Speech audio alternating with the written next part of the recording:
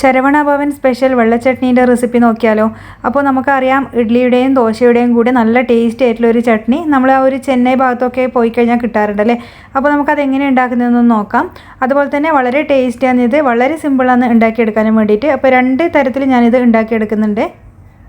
ഒരു പാന് ചൂടാകുമ്പോൾ അതിലേക്ക് നമുക്കൊരു ടീസ്പൂൺ പൊട്ടുകടല ചേർത്ത് കൊടുക്കാം. പൊട്ടുകടല ഓൾറെഡി ഫ്രൈ ചെയ്തിട്ട് കിട്ടുന്നതാണ്, എന്നാലും ആ ഒരു പച്ചച്ചോവ ഉണ്ടെങ്കിൽ ഒന്ന് മാറിക്കിട്ടാൻ വേണ്ടിയിട്ട് ജസ്റ്റ് ഒന്ന് ചെറിയ ഫ്ലെയിമിലിട്ടിട്ടൊന്ന് ഫ്രൈ ചെയ്തെടുക്കുന്നുണ്ട്. പിന്നെ ആവശ്യമായിട്ടുള്ള 1 കപ്പ് തേങ്ങയും 2 പച്ചമുളകും അതുപോലെ തന്നെ ഒരു 3-4 അതുള്ള കറിവേപ്പിലയാണ്. അത് മിക്സിൻ്റെ ജാറിലേക്ക് നമ്മൾ ചേർത്ത് കൊടുക്കുന്നുണ്ട്.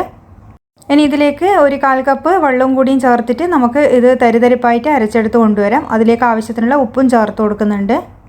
ഒരുപാട് അങ്ങ് അരിഞ്ഞു പോകരുത്, ഇതുപോലെ വേണം നമ്മൾ അരച്ചെടുക്കാൻ വേണ്ടിയിട്ട് തരിതരിപ്പായിട്ട്. ഇനി ഇതൊരു ബൗളിലേക്ക് അങ്ങ് മാറ്റി കൊടുക്കാം. ഈ ഒരു സമയം നോക്കിയിട്ട് വെള്ളം വേണമെങ്കിൽ കുറച്ചും കൂടിയും ചേർത്ത് കൊടുക്കാം. അതുപോലെ ഉപ്പൊക്കെ നോക്കിയിട്ട് ചേർത്തിട്ട് അഡ്ജസ്റ്റ് ചെയ്ത് കൊടുക്കുക.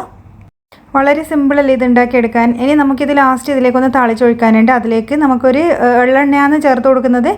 1 ടേബിൾ സ്പൂൺ മതിയാകും. കടുകും അതുപോലെ തന്നെ കറിവേപ്പിലയും 1 വറ്റൽമുളകും ചേർത്ത് കൊടുക്കാം. എന്നിട്ട് ഇതിലേക്കൊന്ന് താളിച്ചൊഴിച്ച് കൊടുക്കാം. അപ്പോൾ നല്ല ടേസ്റ്റ് ആയിട്ടുള്ള ഒരു ചട്നീൻ്റെ റെസിപ്പിയാണ്. തീർച്ചയായിട്ടും ഒന്ന് ട്രൈ ചെയ്ത് നോക്കുക. കുട്ടികൾക്കൊക്കെ നന്നായിട്ട് ഇഷ്ടമാകും. അപ്പോൾ ഇതുപോലൊരു ചട്നി ഉണ്ടെങ്കിൽ ഇഡ്ഡലി ദോശയൊക്കെ എത്ര കഴിച്ചെന്ന് പോലും നമുക്കറിയില്ല. അത്ര രുചിയിൽ ഉണ്ടാക്കുന്ന ഒരു ചട്നിയാണ്. ഒരുപാട് ഇൻഗ്രീഡിയൻസ് ഒന്നും ഇതിന് ആവശ്യമില്ല.